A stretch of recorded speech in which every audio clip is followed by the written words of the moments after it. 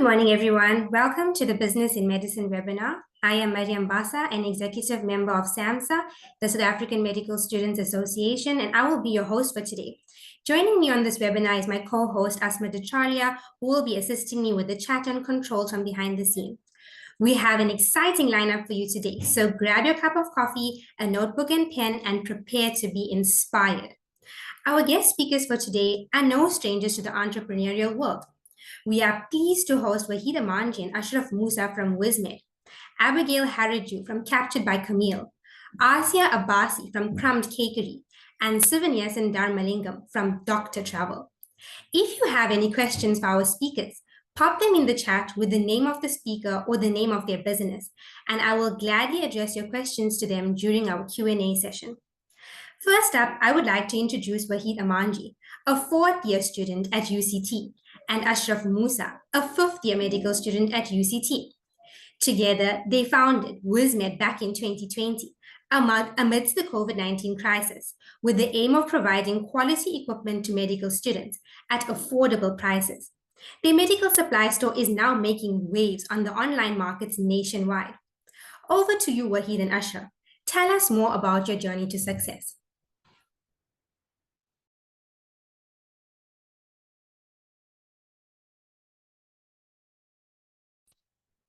Good morning, everyone. Just before I begin, I'd just like to confirm that you guys can hear me clearly. Yes, we can. Okay, let me start. Okay, good morning. We're excited to present to you the journey of WizMed, which was an idea that began between two students, Wahid and I. And in the 4 years since we've started, it's grown into something we're quite proud of. So my name's Ashraf, and presenting alongside me would be my business partner, Wahida Manji. Okay, good morning, everyone. Okay, so just to take a little trip backwards in terms of giving an introduction to both Ashraf and I, we actually met at the Science Expo in 2017 in Joburg, and then a couple of years later, we met yet again at med school. And that's where I think that first during the COVID pandemic, which is when the entire idea of WizMed actually began. And I'll be quite excited to share that with you a bit as we go forward today. So at the time, the rand was obviously weakening quite a bit, and flights with international imports were actually, the prices were going really high. And we were seeing that Littmann stethoscopes were being sold around 2,350 to 2,750 rand. And wildly enough, the prices on the market now are actually still lower than what it was back then, because it was quite a bit of a monopoly on the market and quite a reduced price parity, where almost the pricing it was in the first world countries was actually way lower than it was in like the lower middle income countries like South Africa. So it was really something that we felt very strongly about and wanted to actually fix. So the idea for WizMed was born out of necessity. Back in 2021, I needed to buy my first stethoscope for clinical skills. So when I was looking online and searching for stethoscopes, the color that I wanted for my stethoscope wasn't available in South Africa, and it was also only available overseas. And what I also noticed was that the prices overseas, when you converted from dollars to rands, seemed a lot cheaper overseas. So I knew Wahid from when I met him at Expo in 2017, and I knew that from his previous e-commerce venture was Agits. He was importing stuff from overseas quite a bit. So I messaged him and I asked him, can we maybe get these stethoscopes from overseas? And together, when we did that, we managed to save around 30 to 40%. And I did this for myself and a couple of my friends. And this was the beginning of WizMed, basically. And this was a successful proof of concept that led to the start of WizMed during COVID. So what was one of the biggest, I think, seeds of success that we had was that we had the support of my class at the time of about 200 students, where we crowdfunded and purchased in bulk. So that's what we allowed us to pass on the savings to everyone in the class. So what started as actually a simple Google form, we eventually developed into the website. So based on trying to make it as easy as possible for our customers to order their products. And what happened was we actually didn't expect it to spread beyond UCT at the time, but because the way Google indexes websites, I think we just started popping up when people search for Littmann stethoscopes, and we started getting orders from out of Cape Town. And we were like, okay, let's just roll with it and see how it goes. And by the time 3 months in, by October 2020, we already had about 100 orders. And it was really quite exciting at the time to see the growth and quite promising. From the very beginning, one of our priorities was to reinvest the profits that we made back into the business. And this allowed us to grow the business sustainably without taking on any debt. And we also focused on keeping our overheads low. So we first started off in Wahid's apartment. And when that became too small, we moved to a spare room in my apartment. And we grew with the business. So we only got our first commercial space once that was really necessary, and the business had really outgrown our personal spaces. So by keeping our overheads as low as possible, we were able to keep our margins quite good and competitive compared to our competitors. And another key thing that helped us to grow quite quickly and compete in the market was that most of the things we did ourselves, whether it was web development, advertising, packing orders, customer service. We never outsourced any of these things to other people. For example, lots of people might, if they want to set up a website, hire someone to do that for them, and that might be quite costly. We took the time to, well, we really invested the time in Googling how to set up a website, watching lots of YouTube videos and doing it ourselves. And from that, we gained not only a lot of knowledge on how to run things ourselves, but we also saved a lot. And it also allows us to implement changes that we want quite quickly without being reliant on other people. It was quite a mission because juggling it all with med school, because we were packing orders after class, managing customer queries during and between lectures. And it wasn't until I started my first clinical years, 3 years into the business, that we hired our first team member to help with packing orders. Sure, thanks, Ashraf. Yeah, one thing that I know my classmates remembered me on WhatsApp during lectures, sculling away. And I think the lecturers thought that I was busy typing notes. Meanwhile, I was busy answering customer queries on where their orders are. But funny thing aside, like one of the best, I think most people would recognize from this slide currently is our engraving service, where we are actually the first stethoscope distributor in Africa to offer in-house engraving that provided, with no delay to the order process. And as we grew to expand to, we'll speak about it a bit later regarding scrubs, we also brought in personalization with embroidery. And that's something that I think has been quite intrinsic to the WizMed experience, has been personalization and allowing our customers to really make the equipment theirs.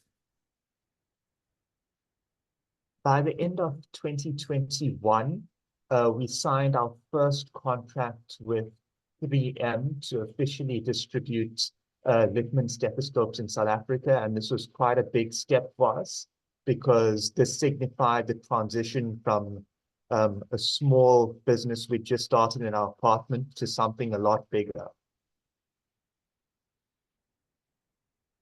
So what came along like across the couple months to years later was, as we actually, I think the business grew with us. So as we started needing things for our classes, or as the needs arose, for example, dissecting kits was for anatomy dissections the next year, we actually ended up bulk purchasing and customizing products that we found on the market from across the globe. So the first was actually, I think one of the first projects was the dissecting kits. Then after that, I think some of you might recognize the Whiz Pods.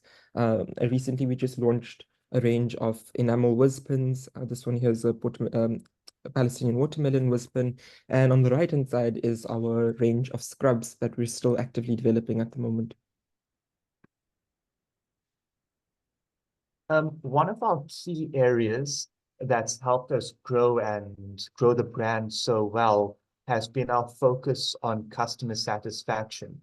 And um, whenever we do any development with regards to the websites, our order processes and things, what we keep always in the back of our mind is the customer purchasing experience. So from web design to customer support to how the customer goes to checkout, how long it takes them to get their orders, the product unboxing experience, the support we give to them after their purchase. These are all things that we take very seriously in order to maintain a high level of customer satisfaction. And that's been one of the key reasons we've been able to grow so much is through word of mouth between people who have experienced a good purchase experience and have recommended us to their friends and family. And that's been one of the biggest reasons we've been able to grow. And to date, we've got over 1,000 5-star reviews on Google. So that's something that we're really proud of.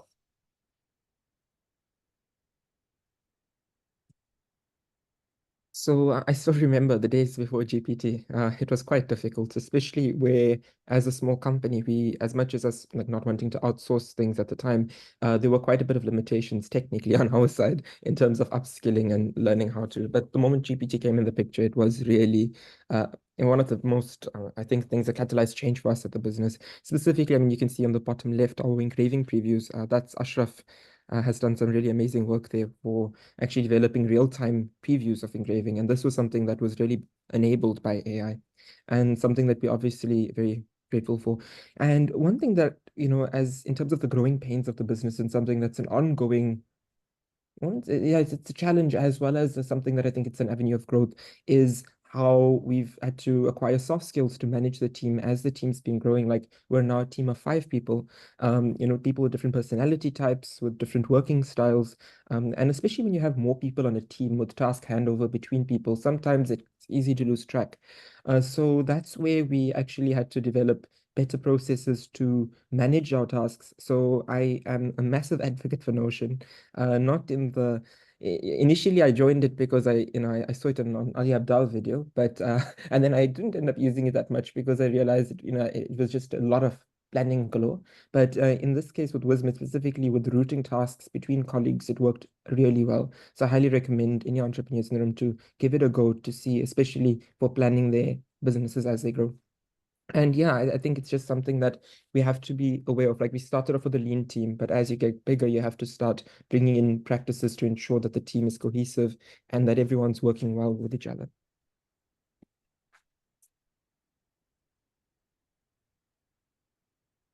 A question we get asked quite often is how we balance everything. How do you balance being at campus, studying, being in the hospital, and then all the commitments of the business?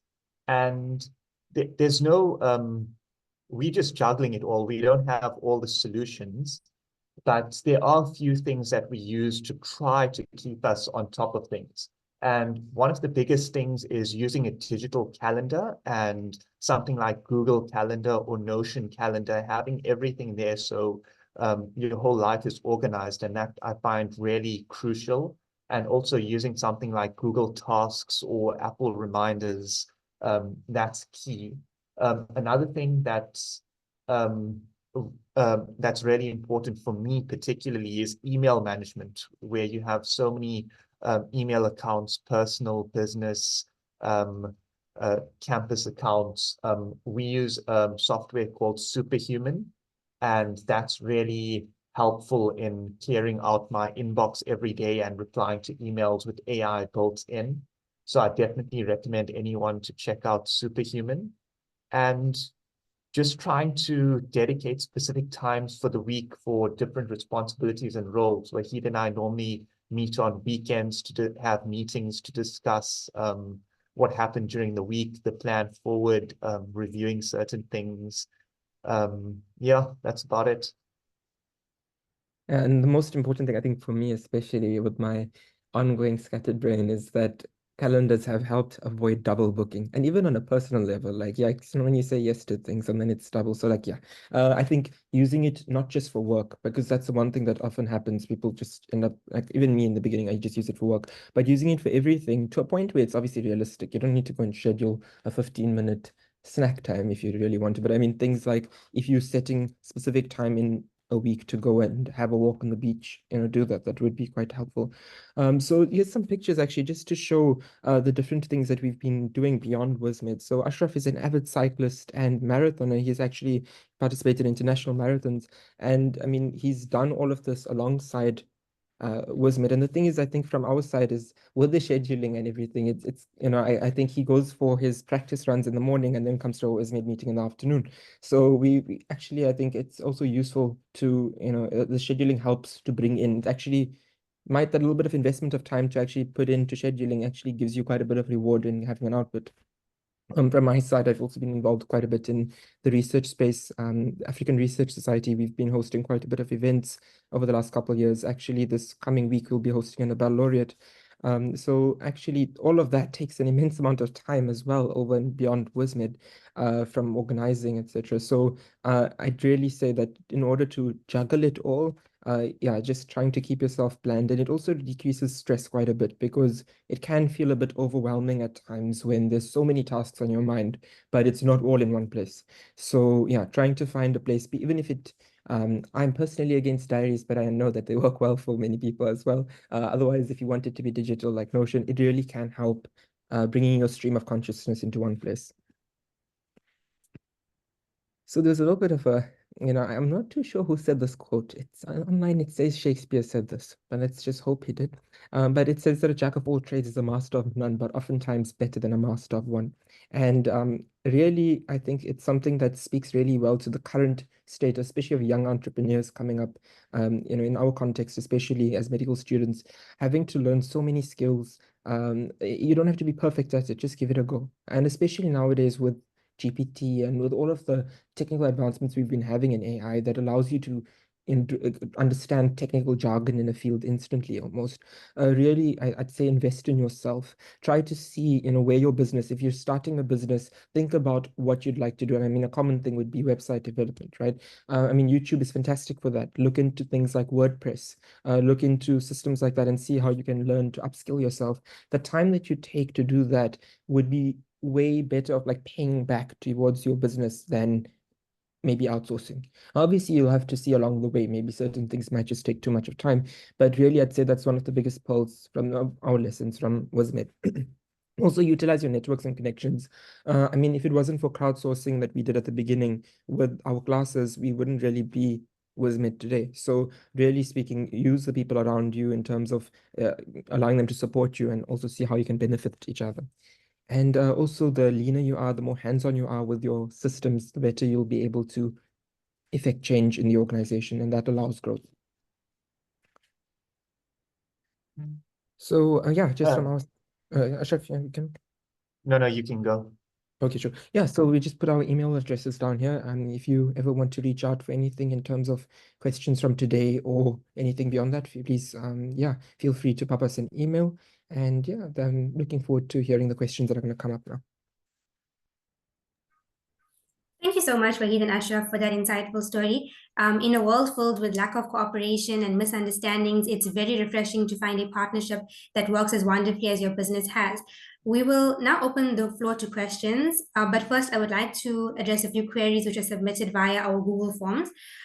We are slightly over time, so I will try to limit the questions as much as possible. The first question reads as follows. A student stated, I've had a similar kind of business in mind, and I wanted to know if I wanted to start selling custom-made scrubs or stethoscopes and PPE, would I have to buy them in bulk from a supplier? Because as a student, it wouldn't be easy raising that amount of capital alone. Is there another way one could navigate this, like being the middleman between my supplier and my customers? Well, it's an interesting question, and it's one that many people face when they're starting a business, the issue of capital. I think what worked for us was the fact that when we started and we were purchasing stock from overseas, what helped us was that we were purchasing stethoscopes in July of 2020 to only be delivered to customers in January 2022. And having that time in between and charging the customers prior to purchasing it from the supplier gave us the capital on hand to then purchase it. So it's a bit difficult if people aren't willing to pay you prior to you having the stock, because they might think that you're going to end up scamming them. But if you can engineer it in such a way where you can be paid for the product or service prior to you acquiring it, and then purchase it from your supplier or whoever you want to get the products from, that could work. But it is something you have to be careful about navigating. It is something that you have to ensure you're going to hold up your end of the bargain as well. And it's an issue of trust that you have to build as well.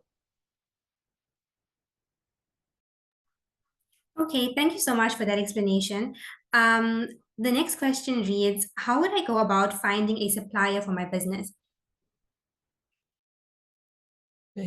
Supplying, really, I mean, your suppliers are your backbone of your business, especially when if you're not producing it. So, I mean, the question could be in a little bit broad. So I'll speak about it in the context of maybe, let's say, medical equipment and scrubs, just because that was the previous question, right? So in terms of our context, a lot of things, I mean, our suppliers where we've had good cooperations with them, we've been able to have success in those product ranges, but where there's times of miscommunication between suppliers and us, really, it's been quite a challenge. Specifically, I mean, for example, I can say scrubs has been something that, if you've noticed, we've had come in stock and go out of stock, come in stock, go out of stock. And one of the main reasons behind that has been that we've been shifting suppliers over the past year or two to try to find the right balance of efficiency and price and all these other factors. So what you need to obviously factor in when you're going about looking for your suppliers, look at the track records of them. If you're sourcing internationally, make sure that you have robust, background checks on them, sort of like, I mean, there's all these buying platforms. You need to look at their reviews,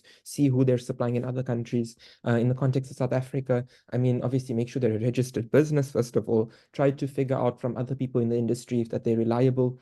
I'd say never pay for, I mean, it obviously depends, right? I mean, if you're starting small, you can't expect to receive goods and pay after that. You'd have to pay beforehand. So obviously ensure that you can see that it's a reputable business and you don't get done dirty, put it that way.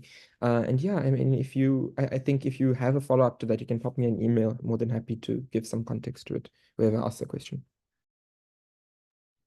Thank you so much for that explanation. Our third question, and I think I will keep it as our final question for today, reads, in terms of pricing, what is the best way to price my products? Am I supposed to sell them at the same amount they are being sold everywhere else, or is there a specific criteria to follow? I think it's good to use the prices that you see your competitors selling at as a good benchmark. And it depends what the strategy you have for your business is. Do you want to come in at a lower price and undercut your competitors?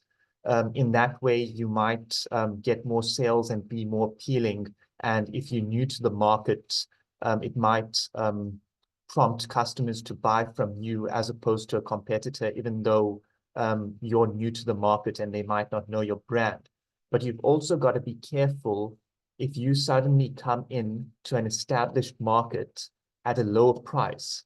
You could end up starting a price war with competitors who are already established and out there, and that could spiral into something that might not be sustainable for either one of you. And that's something we've experienced ourselves, where we started cutting prices, our competitors matched that, and it ends up into a game of chicken as to how low each one is willing to go. So I think it's something that you've got to think really hard about. You've got to think what your motives are, and what the service you're offering is as well. If you are offering maybe a better service than your competitors, perhaps you can even come in at a higher price point. But it's something you can always play around with as well. You can change your prices as you want and see how that affects your sales and use that to inform your pricing. I see. That's very interesting, actually. Thank you so much for responding to our queries of our students, Wahid and Ashraf, and for introducing us to WISMED. There were one or two more queries, but for the sake of time, we will have to move on today. So that brings us to the end of our first segment of the program this morning. Next up, I would like to introduce Asia Abbasi, a third-year medical student at UKZN, owner, baker, and the face behind the brand Crumbed Cakery. Her delightful business is definitely a passion project turned into a resounding success. I now hand over to you, Asya. Tell us more about the big successes and, of course, stumbling blocks that you encountered along your journey.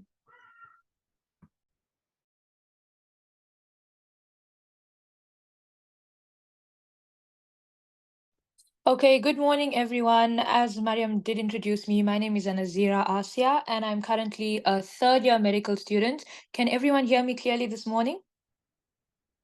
Yes, we can. Okay, so I am the owner of Crumbed Cakery, which is a home-based industry which specializes in celebration cakes, cupcakes, cookies, and many other confectionery. That's just to introduce myself. So I'm not really an established business, I would say, or like a professional business. I'm more very I'm more very I'm still starting out, I would like to say. So I've been baking since I was about 12 or 13 years old, and I'm now 20. So you can put that into perspective and you can see the timeline. I started baking by constantly shadowing my mom. She has been baking since as long as I can remember, and anyone who's met her can attest to that. She makes absolutely show-stopping treats and desserts as well. At every single family function, she would be the one to either cook or bake and just leave everyone in awe. So my drive to start my business actually was based on curiosity. I wanted to see, like, I was a student at that time, a high school student. So I wanted to see just how far I could make it. What would it mean to own a business? What would it mean to start baking and start charging people for it? And how far would I actually go with it? Especially with my minimal amount of knowledge and skill. I really didn't know the first thing about icing a cake. I didn't know the first thing about baking. I didn't know the science behind baking. So it was really like take every day as it comes kind of thing. And it was really interesting for me. So actually started my business in lockdown 2020. As many other people started baking, I started charging people for it. And I will like to say that most of my knowledge is from YouTube. And the reason that my business was born is I just have an ability to try to brave new challenges. I just want to see how far can I go? How far can I push my limits? And really, I've been pushing my limits. I can say that right now. So I just want to start by discussing my friends and family. That's basically how my business was brought about. I advertised to my friends. I discussed with them like, "Hey, I want to do this and I want to do that," and they were like, "Go for it." They posted everywhere for me. My business spread mostly by word of mouth, and my first orders were by friends and family. And then from there, it just never. I just couldn't turn back after that. And I didn't think that my baking business would be as viable as it is right now, because it seemed like everyone was doing baking, especially in lockdown 2020. Everyone and their mother was baking, and everyone started selling their bakes as well. But I was like, let me just try. I jumped in head first, and then I learned everything along the way. So, some of the important things that I did start out by doing, I started by perfecting my recipes firstly, especially for basic vanilla cake, basic chocolate cake. I needed to make sure that before I offered this to the public, it needed to be perfect. So there were a lot of trial and error. I wouldn't say wasted cakes because my family did eat everything, but like wasted cakes, until I got the perfect recipes. Also, I needed to secure packaging and ingredient supplier, because buying everything at retail price is not viable for any business actually, especially for one that's a home-based industry. So at that time, I worked on securing a packaging supplier in Cape Town, and I was so skeptical because with everything being online at the time, I was scared of being scammed and just ordering something and it not being what I expected it to be. So that's another thing that I worked on, and also business labels and creating social media pages for myself and just establishing myself in the social media world as well, because that's the only way I could actually um, boost my business at the time because everything was online.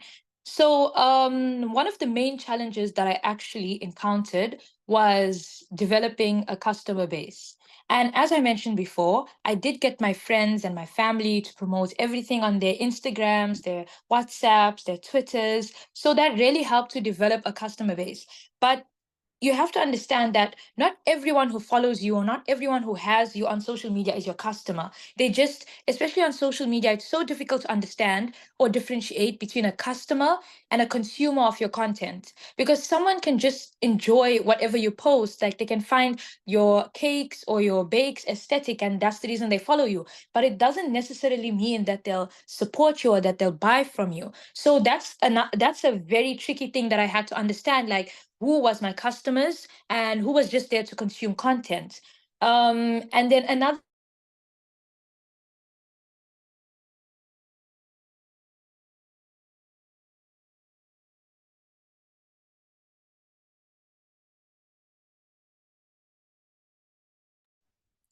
I think we might have lost Asia. Asia, can you hear us?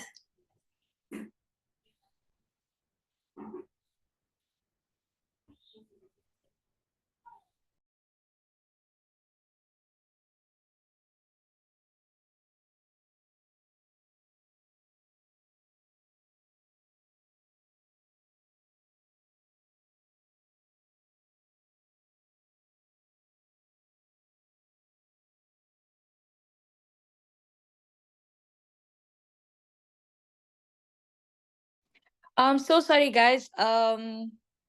Think my connection just dropped over there. Yes, we can hear you Can you just now. confirm? Okay. So the last thing I was saying was another challenge that I encountered was trying to appeal to everyone. So I tried to do everything even beyond my capabilities. And I think now that I've learned that you can't appeal to everyone and you need to choose a certain customer base or a certain niche that you're going to do and perfect it, I think that's what's made me more professional and more appealing as well to even people who weren't even part of my customer base. Okay, so another problem that many people have actually, and not only me, it's not knowing how to price my products. Um, I was in grade 10, grade 11 when I started my business. So I didn't know the first thing about finance. I didn't know how to price my cakes. I didn't know what it meant to have a viable profit margin. I didn't know anything about that. But guys, I pulled out some rusty accounting knowledge, and I just got to work. I tried my best to see like how much am I willing to earn. And in the first few months it was close to nothing because I was trying to appeal to everyone, as I said, and I priced my goods at a very, very low price. And I realized that later on, and that's when I decided to pick up my prices. So those were some of the main challenges that I did encounter when I first started out my business. And I think another challenge that I would mention now that I'm still struggling with is time management, because obviously I'm a med student as well. I have to be I'm part I have to be part of my family as well. I need to have time for my friends, time for my extracurriculars. So all those things are, they're very time consuming and taxing on my time and myself as well. So one thing that I do is I hold myself accountable for every minute of the day. I have timetables set up. I know where I need to be in the day. I know what I need to be doing in the day before certain time hits. And that's what really helps me to be organized more than anything. So I really don't appreciate curveballs or things that are gonna throw me off my game, because I like to structure myself in a way where I know what I'm going to be doing at what time. And I like to plan myself even days or weeks in advance. So that's some of the things that do help me with my challenges.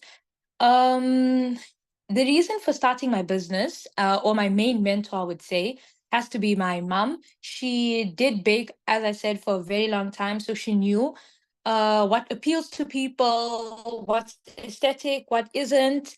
And then I did utilize TikTok and YouTube at the time just to help me develop my skill sets a little more. And then my funding for my business, for if you're doing a home baked in a home industry, I would say for funding, what you need to do is take a large sum of money, buy a stand mixer or a hand mixer, and leave the rest up to orders. Because if you're taking orders, you're going to take a deposit. With that deposit, you can buy ingredients, packaging, etc., and then everything else is sorted out. So that's one thing that I would say, that if you just want to start a baking industry, I'm not sure about other businesses, you just need to start. You just need to start taking orders. You just need to start taking orders. And with the orders, you take a deposit, and that covers the funding for the ingredients cost, packaging cost. And if it's not covering the funding for that, then you need to revisit the way that you price your goods as well, and services, because you remember, you want to appeal to people, but you also don't want to uh,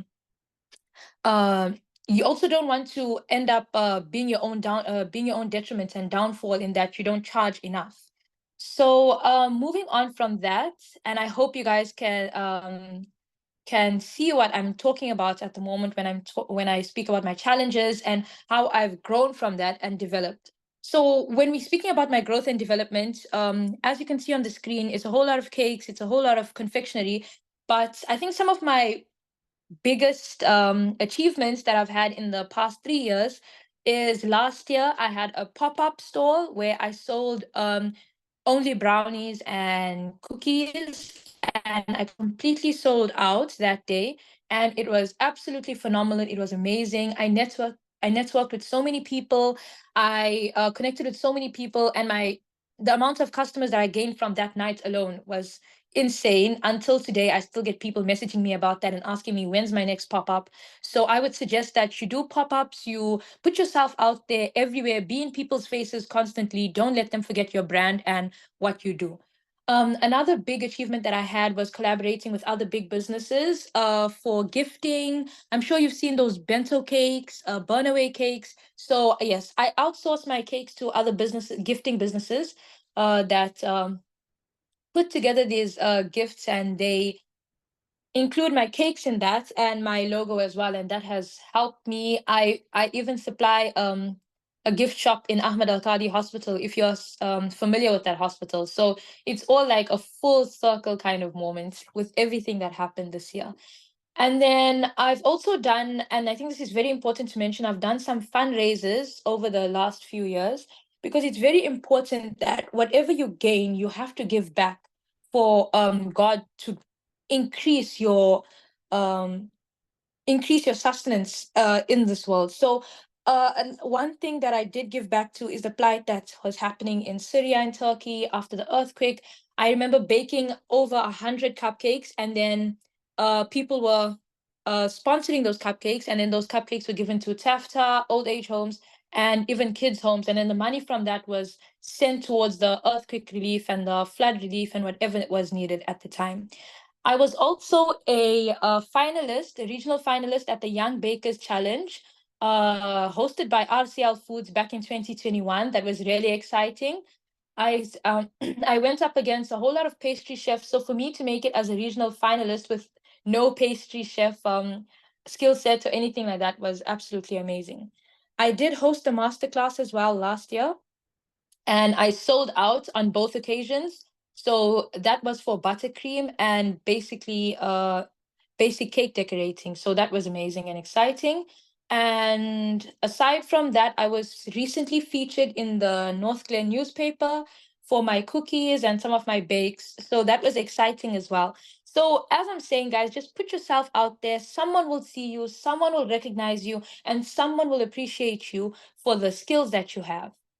Some life lessons that I have that I did learn is not everyone is your customer, number one, and you don't need to overbook or say yes to everyone. You need to understand and set boundaries for yourself, especially when you offer a service to people. You'll meet a lot of people along the way. So not everyone that you meet is your customer.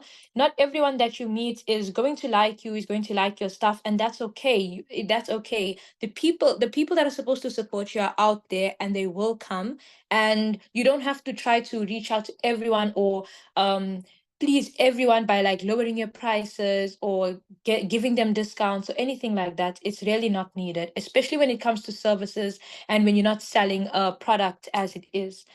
Another thing is your physical and mental health is very important.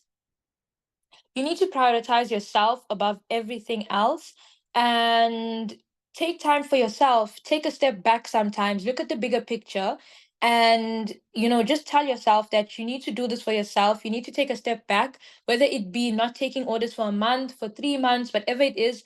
You need to take that time off for yourself and see what will be good for your physical health and your mental health as well. That's another thing that's very important, because if your physical and mental health is not in an all-time high, you're not going to be able to produce or give off a good service that you want to.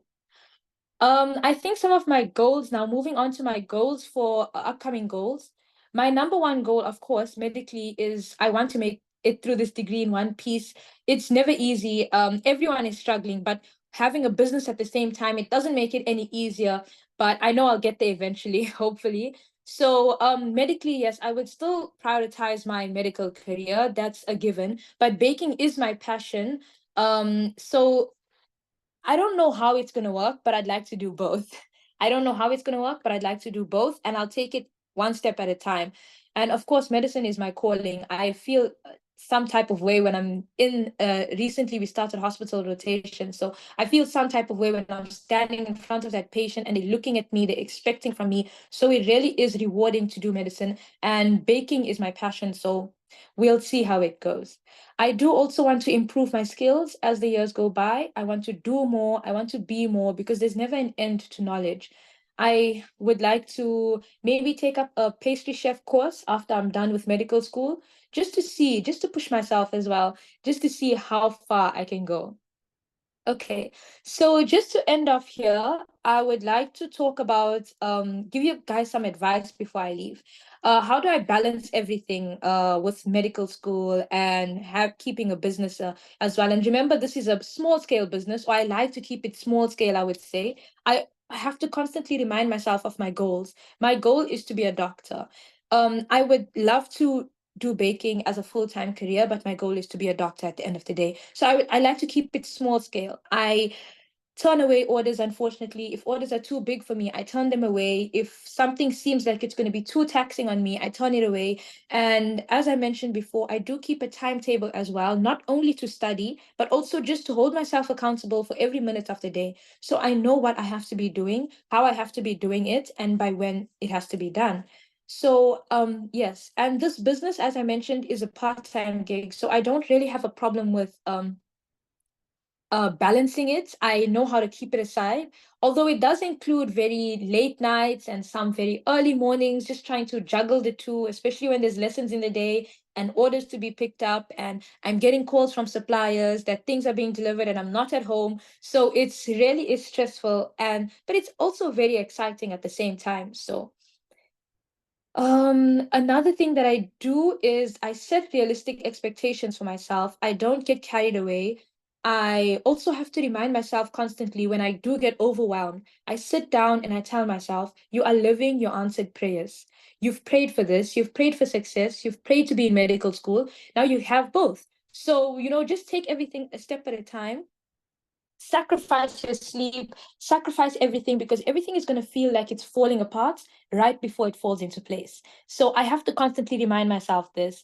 And in any aspect of life, you'll see that you have to constantly remind yourself this. You're living your answered prayers. Just be grateful for where you are at the moment and take it as it is. You don't have to have all the answers at the time.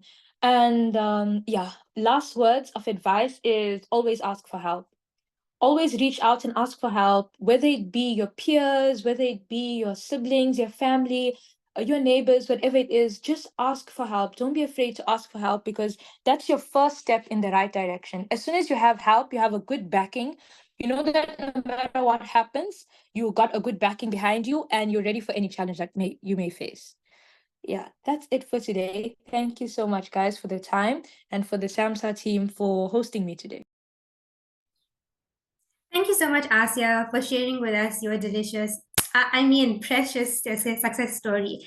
And it's been wonderful to chat with you, and as you would say, to put the face to the cakes. It's once again time to address the valuable questions of our listeners. So please do drop them in the chat box. But Asia, I have one for you. So I know that you have a very active Instagram account with multitudes of followers. Can you give us some tips and tricks to promoting our business in social media? Okay, so one thing I would advise, I think I have about 2,300 followers on Instagram right now. And the one advice that I would have is it didn't happen overnight. And you just have to keep posting. Keep posting yourself and your products in, and keep putting yourself in the spotlight and allow people to continuously consume your content. Okay. This is one thing that's really, really important. Allow people to see you all the time so that they don't forget about you, so that they don't move on to the next hot thing. And another thing is have something that you do differently on your page that not everyone has to offer, because everyone is posting their cakes, everyone is posting their products. Make your captions interesting, include facts about your products, do something that makes you stand out. And another thing is, or especially for me, when you how can I say this? When you're offering a service to people, let your personality shine amidst the chaos, okay? Show the behind the scenes footage or pictures. Show that there's a person behind the brand. Allow people to appreciate that there is a person behind the brand, and remember to share your struggles, your frustrations, because that is what makes us human at the end of the day. People want to see that there's a human running the business. So when they're supporting, they know where their money is going, they know where their likes are going, where their followers are going. So it's very important to show that there's a personality and a person behind the brand, and not just a stoic image or logos or whatever it is. Put your personality into your brand. Thank you so much, Asia. It's been quite fun getting to know you and Crumbed Cakery better. I would now like to introduce a renowned photographer, Abigail Haraju, the keen eye behind the lens of Captured by Camille photography. As a person who can never capture a decent shot, I am certainly interested in learning more about a field that has been just beyond my fingertips until now. Abigail, tell us more about your experiences as a photographer, balancing life as a second-year medical student.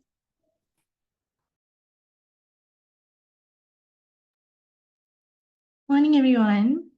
Can you guys hear me? Yes, we can. I'm just going to share my screen.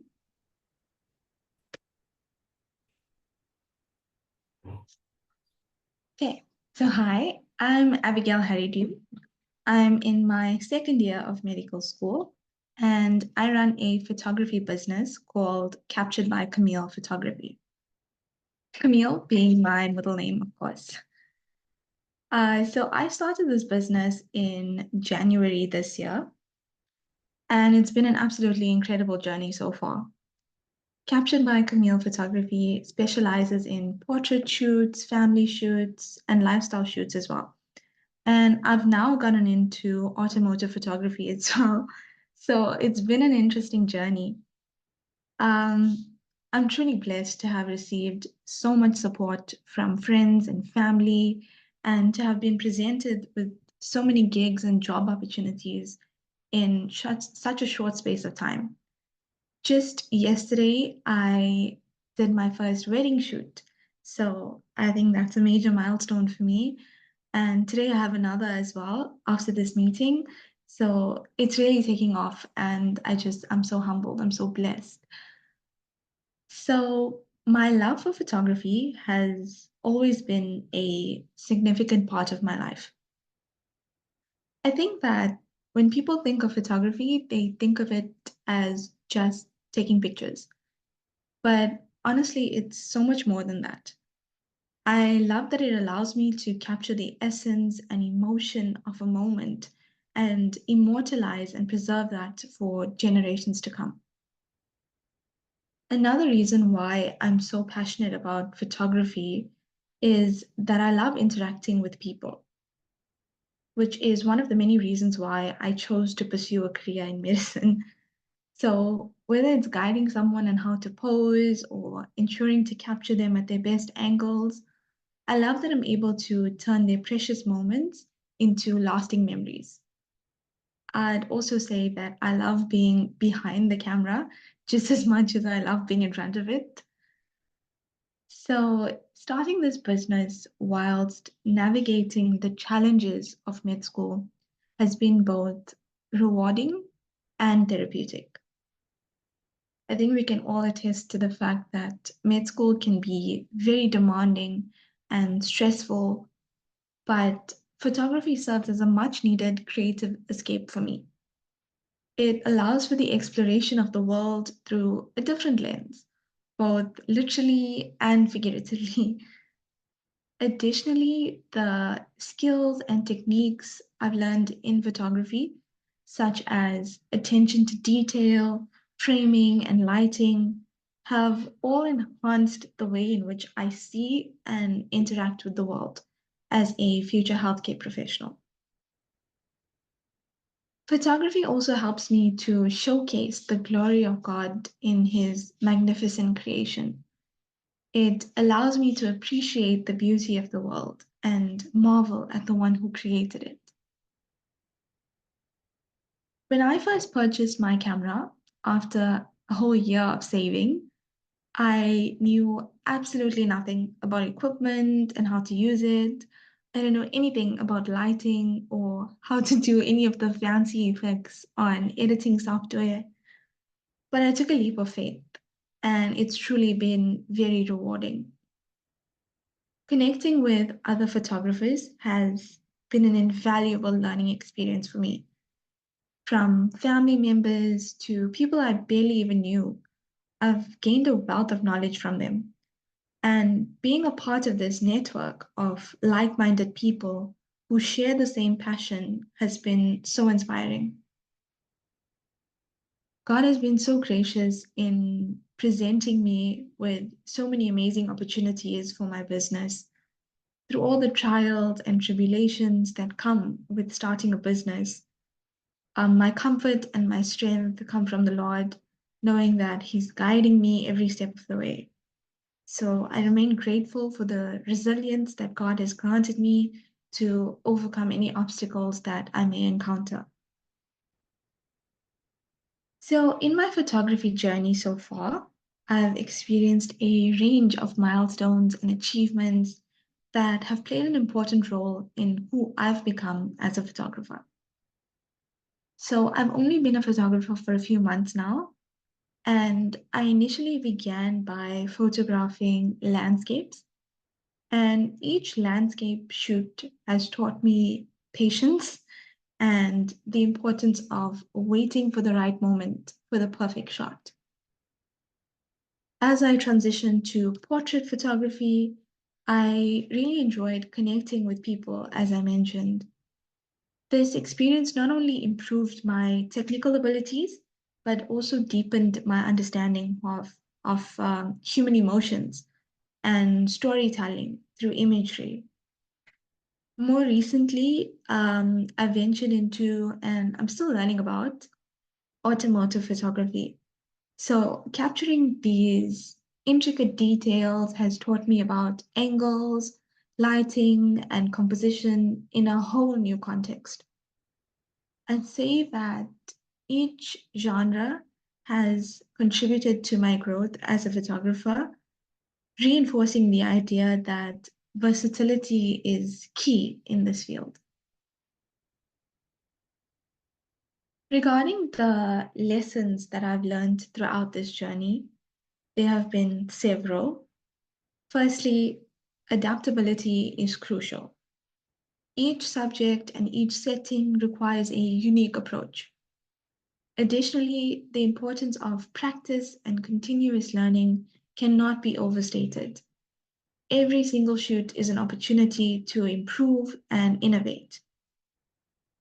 Now, both of these concepts tie in with becoming a doctor and healthcare provider someday, because medicine is a constant learning experience.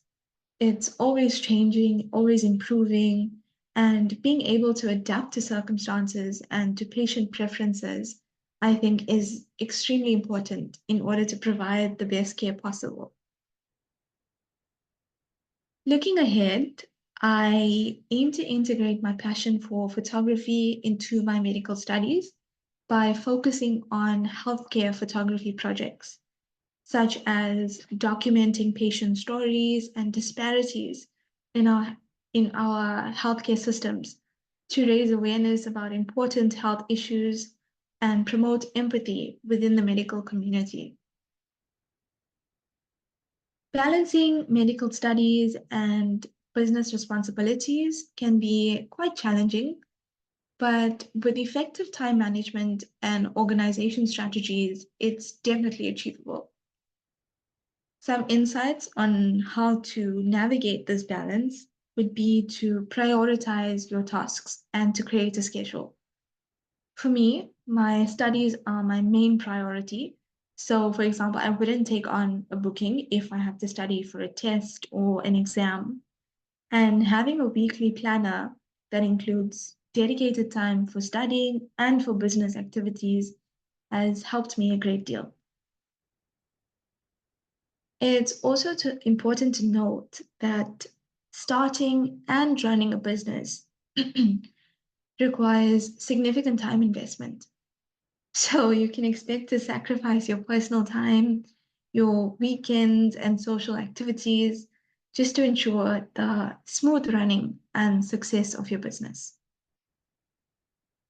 Running a business also requires a lot of emotional resilience.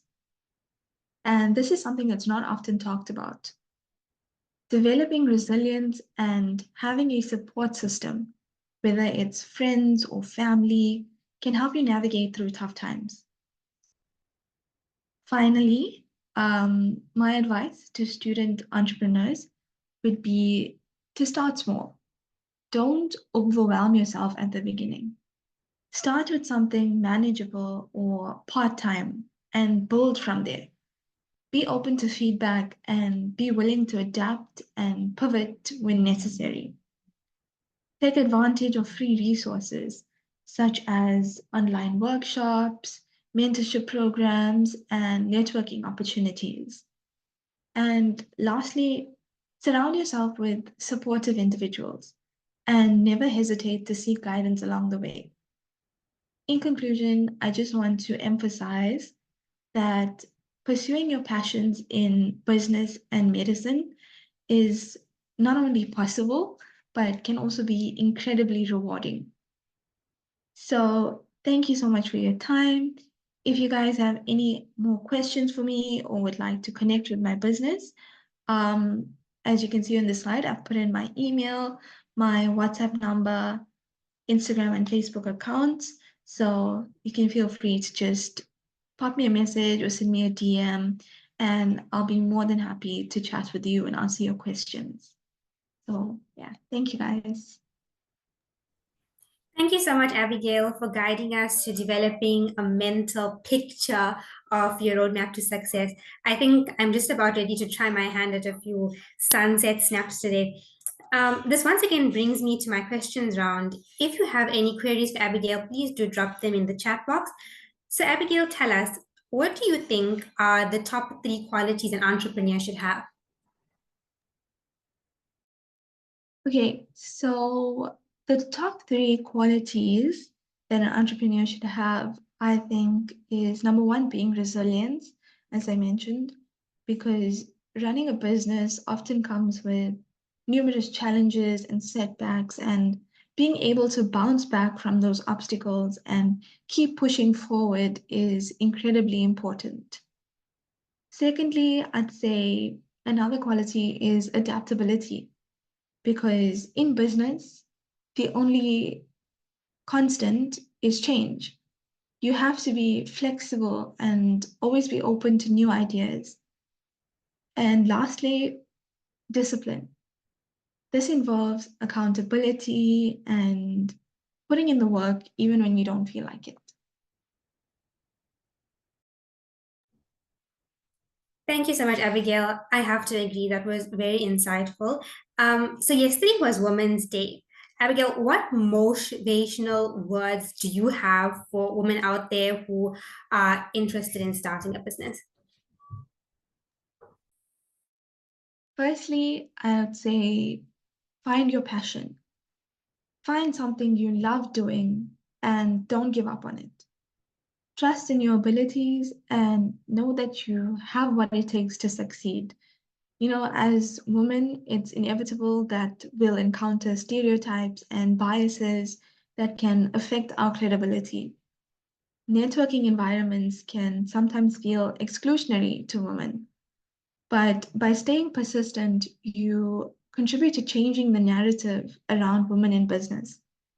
Each small victory along the way is worth celebrating. So recognize your achievements, no matter how small they are. Stay focused on your vision and know that by persevering, you pave the way for future generations of women. Thank you. Thank you so much, Abigail, for your words of motivation and inspiration. And we're down to the last speaker for today. I think I'm just about ready for a holiday. So I'm excited to introduce Sivanesan Dharmalingam, a second-year medical student and, quite ironically, a key agent in the student wing of Dr. Travel. Dr. Travel takes care of everything from family holidays to business trips. They also have partnerships with some of the biggest names in the travel industry, so clients get exclusive member benefits. I've heard that they've recently launched their student division, which is creating opportunities for students to earn amazing trips. I'm sure you're excited to hear more, so I won't keep you waiting. Without further ado, Niasan, the floor is yours.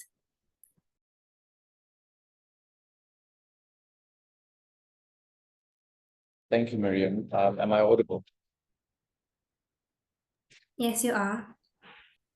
Okay, cool. All right, let me just share my screen here quickly.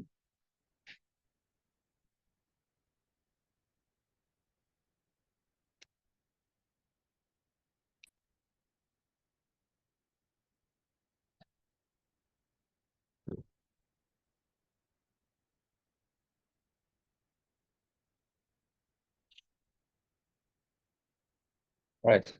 Can you all see my screen? We can see. Okay, cool. All right, yeah. Hi guys. So my name is Nelson. I am a second-year medical student. Previously to being at UKZN, I was at UCT and I'm a graduate from UCT. I started my first business when I was 19 years old. I was, of course, an ex-person at the time. And things changed and I wasn't able to continue with that business. So when that ended, I ended up being a waiter for a while. I worked at Rockamama's. And I realized that the amount of time that you have to put in to earn a little bit of money sometimes can be disproportional. And when you're at campus, that just doesn't work. So when I then finished that, I started working. I started another business in Johannesburg, which then got bought out by Dr. Travel, and I became a partner in Dr. Travel. So Dr. Travel was established in 1999. We started off in the hotel and conferencing industry, and we basically handled all, not all, but we handled a lot of medical conferences and conferences in the law space as well, within hotel groups where the professionals used to go to those conferences and attend their meetings and attend their workshops. And what we found was that our clients wanted more. So Dr. Travel was formed thereafter, just about 17 years ago now. And we take care of everything from professional or leisure travel when it comes to family holidays or business trips, everything from economy to first class. We even do private jets, private yachts, all that kind of travel experiences. And it really is based on a holistic travel lifestyle. We see ourselves as a partner to each of our clients, and we believe that we are a family of individuals that like to travel. So one of the key advantages that Dr. Travel has over our competitors is that we have a proprietary tour operator, which is called Holiday Corp. And Holiday Corp is an entity which essentially sells to travel agents. So if you've heard of Travel Start, if you've heard of Flight Center, our clients are normally those entities. So we would sell to Travel Start, and then Travel Start would sell to you as a consumer. So we're one of the top 3 in South Africa. And in terms of that space, we found that we would like to offer that to our clients rather than you having to buy from the middleman.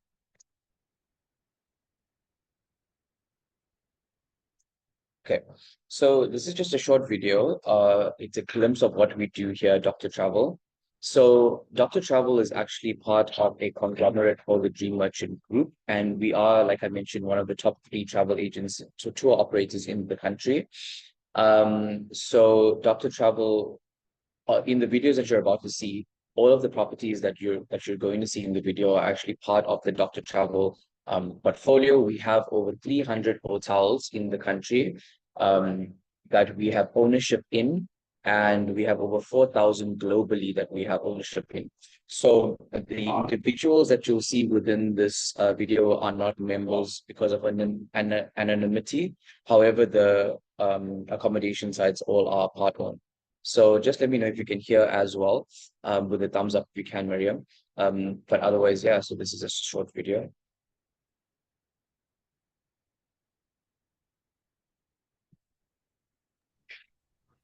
I can't hear.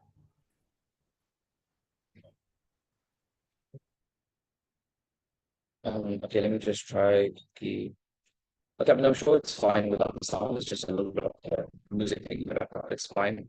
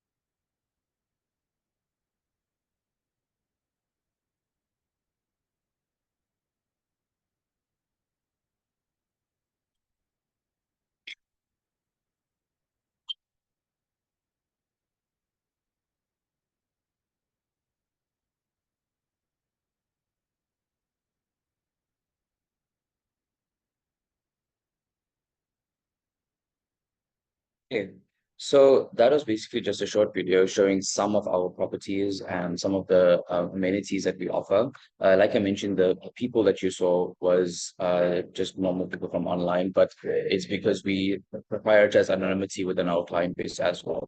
So where I want to go from there is basically, so this is what our company does, and Dr. Travel Services, like Maria mentioned, over 9,000 professional clients within South Africa.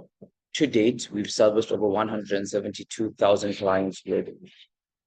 So these are some of our partners: Vitality, Momentum, Sanlam, all of which are our partners when it comes to travel. As you know, they give you a lot of discounts when you do travel with them. So we actually supply them with a lot of those discounted rates when they offer it to you.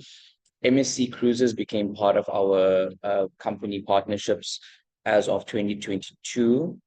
So now our clients actually get free accommodation at Dream Hotel and Resorts, and we get MSC Cruises, which they can then access for free as well when they're a member with us.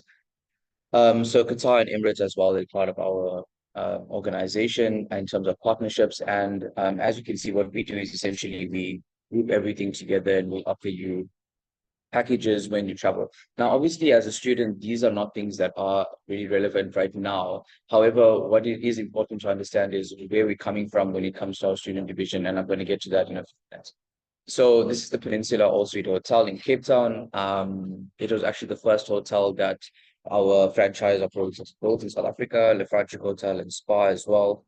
This is Zimbali Resort in KZN. So in 2021, when Zimbali went under in terms of financial review, we actually purchased a majority of the resort. So now our clients stay there at really, really reduced prices.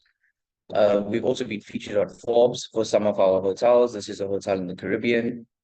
And as you would have seen in the video that I just played, Disney World and Disneyland throughout the world really is our partners as well. So our clients will get free access to certain resorts in Disney as well as proprietary benefits.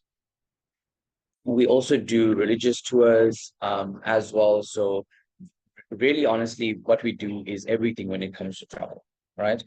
So more along the lines of what we're here for today, and that's business in medicine. Some of the things that I would like to bring to your attention, if you're ever in the industry of starting a business, being an entrepreneur is one of the most difficult things to do, leave alone being a medical student.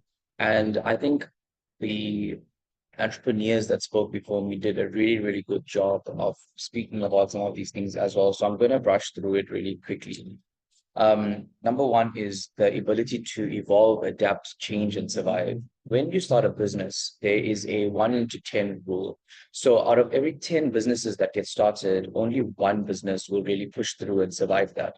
And the reason is not just because the idea for the business might not be good.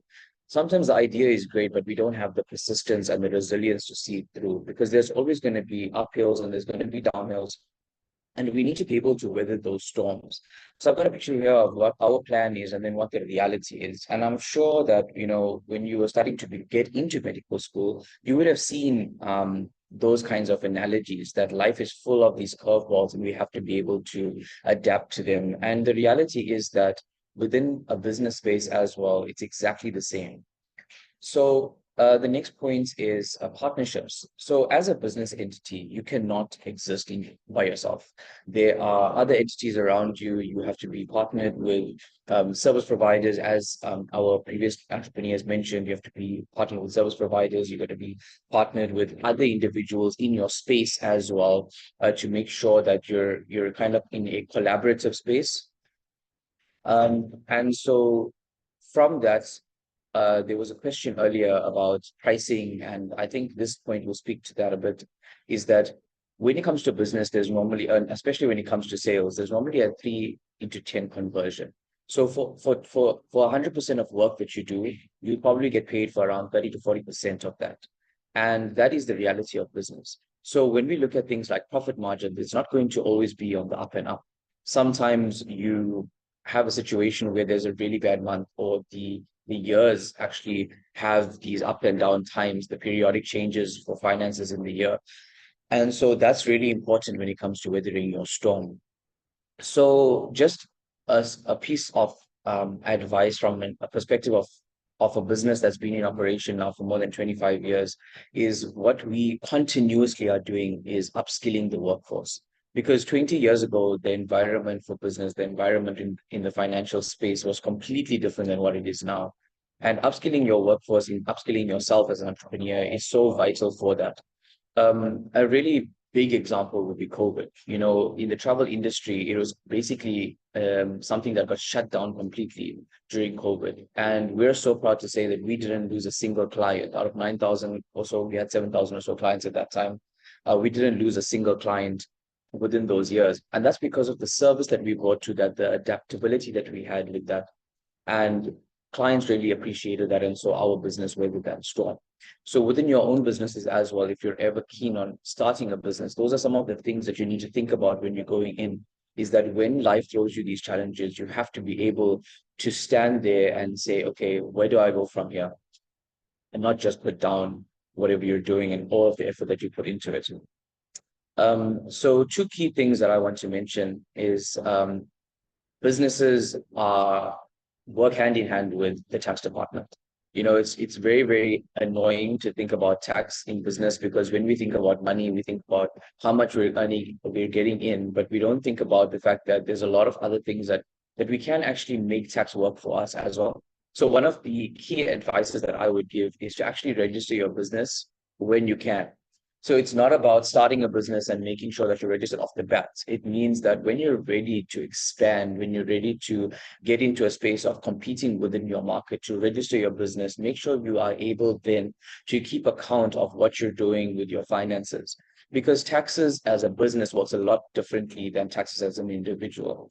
Because when it comes to businesses, we charge, for example, you charge VAT, and businesses can claim a portion of their taxes back. They can claim expenses back. When you don't do this as a business, you end up spending a lot more than you need to.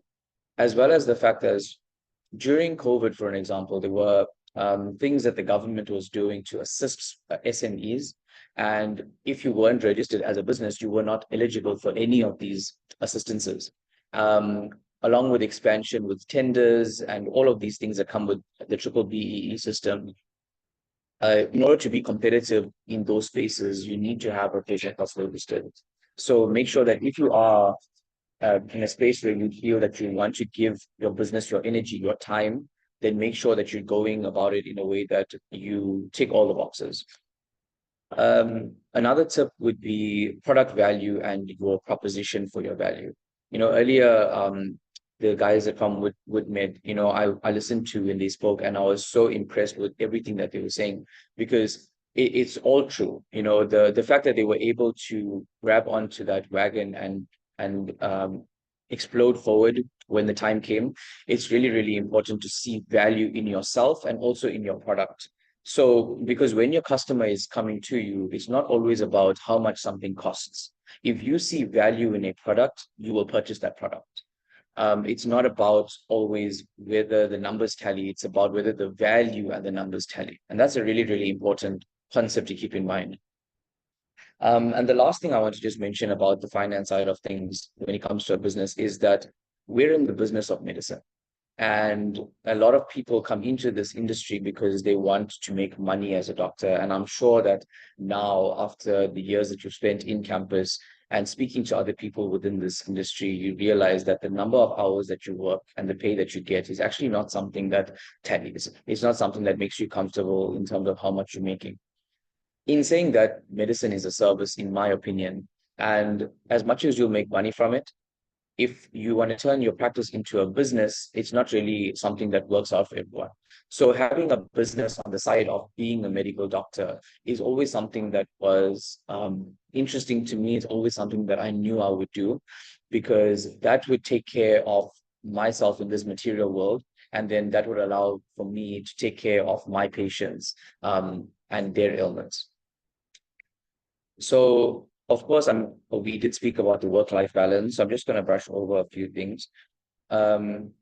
Basically, you need to believe in yourself. You need to believe that in this business that you're doing and in the medical degree that you're doing, you're able to actually go through this in a way that gives you the benefits of both sides of that coin, because it's not impossible. From the speakers that you've had today, you can see that it's not impossible to do both things. So there's a quote here from Dr. Seuss that I'm very, I like a lot, that you have brains in your head and you have feet in your shoes, so you can steer yourself in any direction you choose. That just means that you are the leader for whatever you want to achieve in your life. So one of the most crucial things that I've ever done, I think, in my life that's allowed me to be who I am today and to strive to be successful in multiple spheres of life is this book here, The 7 Habits of Highly Effective People. If you haven't read it, definitely go ahead, give that a read. I think you'd find the tools that you learn in that is some of the most valuable tools that you'd ever find for the rest of your life. The next thing is obviously goal setting and time management, which the other speakers have also mentioned. I'm sure you guys have seen the acronym for SMART goals, being specific with your goals, telling yourself exactly what it is, measure them out, make sure it's quantified, make sure they're achievable. Don't think about things that you can achieve in 10 years to achieve in 2 years, you know, set those timelines in a realistic space. And always remember that whatever curveballs come your way, you've got to keep moving forward. So the questions that I've been getting when it came to this webinar and a lot when it comes to my business is obviously now the student division. And the Dr. Travel student division is a huge opportunity for you as a student. I'm going to speak about it in brief. But if you have any questions, please feel free to ask them at the end, or you can, get my contact details and speak to me after. But essentially, the student division was created because this year, in the beginning of our year, I found out that there were a few students in my class who had to drop out of campus because of being financially excluded. And this really put a dampener on how I saw the entire medical school in the medical school space. I really thought that, work goes into actually getting into med school, it will be that you got to put the work in, study, and then get through it. But the reality is that a lot of people have financial constraints. So I created this opportunity with our company to create more opportunities for students to number one, travel, and number two is actually to earn an income, because part-time experience while you're a med student is not something that's easy to come by. The amount of time that we have to put into our studies, it just takes, your whole day sometimes, and you aren't able to dedicate time to doing other things, especially for working for anybody else for that matter. So the Doctors Travel Student Division comes with a few things. Number one is that we train you for all the aspects that you have to be involved in. So essentially, it's simple, efficient work. It's related to the marketing side of our business, and it's also in the lead generation side of our business. So there's a very high reward for the amount of work that you put in. Essentially, for each goal that you make, they're quantified. So the basic goal that you make is like each student can earn between 1,550 rands to 3,200 rands just for a basic goal. That can take between half an hour to an hour of work in an entire month.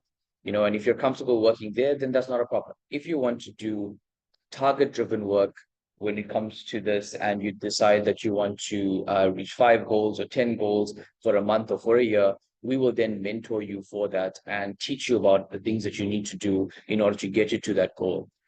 And what we're going to be doing for this special program is we're going to be incentivizing our students as well. We've got an iPad program running. So essentially, if you need a new device, then we'll give you a target to work towards. You'll earn the money that you were normally going to earn, but we'll also help you in achieving those goals for your devices or for anything that you really need when it comes to your studies. We've also now coupled that with an education benefit. So our education benefits is a really, really special thing that, it took a lot of putting together to get this running. However, what we're basically going to be doing is that with our education benefit, you as a student will earn a certain amount of money. And for every 1 rand you make, we're going to save 1 rand towards your education. So at the basic level, if you make 1,550 rands, it means that 1,550 rands will go towards your education fund. And if you have to take that out, our first tier goal is at 5 targets. It means that you'd have earned over 7,500 rands and have 7,500 rands banked towards your studies. Where this comes in is for the registration process, because at the beginning of the year, if NSFAS is too slow or you don't have the finances when it comes to registration, this money then is prioritized for helping you with that registration. And then whatever is left over from that goes towards your personal accounts, and then you get that as an annual bonus. There's no stipulation in terms of how much work you can do. There's no stipulation into a minimum or a maximum. We'll assist you with achieving all the goals that you set with us, and each thing is personalized to your capacity and what you want to expect.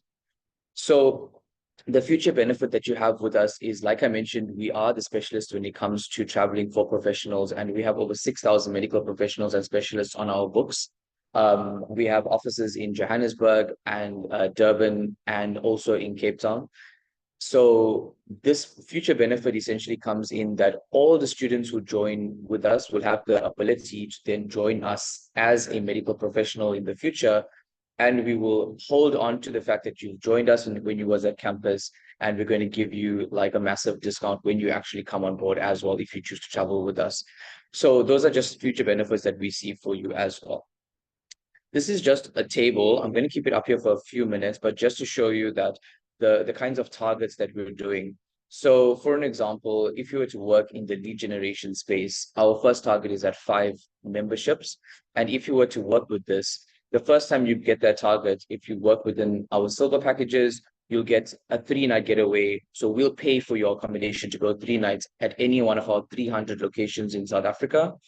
If you get it on gold, then you'll get a 7-night getaway. So this would be accommodation anywhere in the country for 7 nights that we'll pay for completely. If you were to do this within 3 months, we would then give you an additional 2,500 Rand or 5,000 Rand, depending on the amount that comes in with that. And so you can see that our memberships are then tiered. So if you go up to, for an example, 20, which we see most of our students getting into for an annual target, then you'll get a 2-night all-inclusive safari in a 5-star location that normally is valued at 32,000 Rand. You'll win that, as well as you also have the choice to do an 8,000 Rand cash benefit and a 7-night getaway. If you have to do it on gold membership, it means that you basically, and gold membership is our standard membership. It's something that is our average that we sell here. You'll never be in a space where you need to do the sales. All you need to do is basically assist our team with a few things that happen before the sales, and then the sales team will go out and they'll see our clients, and when that comes in, you get paid for that work. So you could win an all-inclusive trip to the Indian Ocean Islands, so either Mauritius or the Maldives or the Seychelles, and we'll pay for that for you, all-inclusive. Or you could do 7 nights in Paris, or Disney Global, like I mentioned, is our partner, so you'd have that as well. Now, if you're really, really keen on doing this and you want to be in a space where you say, let's say you are a top achiever and you have over 75% or 80% at campus, university gives you a certain amount of money off from your fees. So I think it's 25,000 Rand if you get above 80%. So if you maintain that and you are in line to get the 25,000 Rand off, we will then match that as well. If you meet your targets that you personalize with us, we'll then match that and take 25,000 Rand off your fees. So we'll give you that 25,000 Rand, and then you'll be able to put that towards your education. Or you could go through for the big target and get 50 of your lead generation sorted out, and that will pay you 25,000 Rand or 40,000 Rand, and will pay you for 1 year of your tuition fees, which is valued at 60,000. So that's basically the student membership. There's a lot more that goes in terms of training. It's just an overview to get you guys excited for what we have to come. So yeah, thank you guys for listening to me. And if you have any questions, I can take them now. Thank you so much, Nelson. I think that your detailed explanation has covered most of the questions that we've received. I just have one very quick question over here. It says, I'm a second-year medical student. Can I join the agency, and what are the requirements for joining Dr. Travel's student division?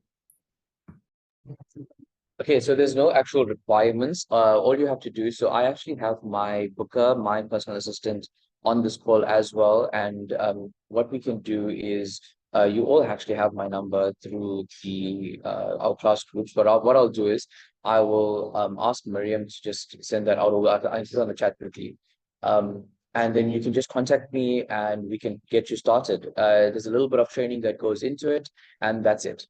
You can start almost immediately and you set your targets. There's nothing that we really require of you other than the fact that you are a registered student, and that's it. Okay, thank you so much, Nelson, for answering the curious questions of our students. I think that's all the questions that we have for today. I hope that today's Business in Medicine webinar has been insightful, inspirational, and exciting. I hope that it's fueled within our students the passion for entrepreneurship and the courage to pursue their dreams in the world of trade. Thank you so much to our participants for your attendance at this webinar. From myself and the SAMSA team, I would like to thank every one of our esteemed guest speakers for taking out the time from their Saturday morning to inspire and motivate the students and to provide them with valuable advice and words of experience. Thank you so much and have a great weekend.